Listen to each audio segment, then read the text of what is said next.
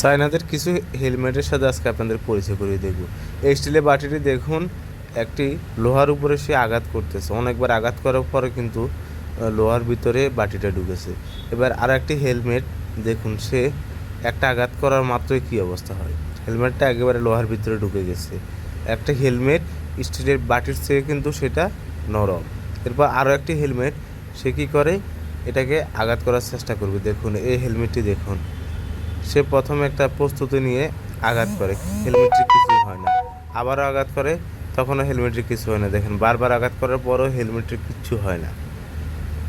একটি হেলমেট যারা মোটরসাইকেল ব্যবহার করে তাদের জন্য খুবই গুরুত্বপূর্ণ। দেখেন এবার সে সিলিন্ডার দিয়ে ওই হেলমেট দিয়ে বাড়ি দিবে, দেখবেন এবার এই হেলমেটটি বাড়ি দিলে কি হয় এটা দেখবো। দেখার আগে যারা পেজটি এখনও ফলো দেননি, পেজটি ফলো দিয়ে ভিডিওটি একটি শেয়ার দিয়ে রাখুন। দেখুন হেলমেটটির কিচ্ছু হয়নি। আর এই গ্লাসটিকে দেখুন, গ্লাসটিকেও সে আঘাত করবে, গ্লাসটিরও কিচ্ছু হয়নি। সবাই ভিডিওটি একটি শেয়ার দিয়ে রাখুন।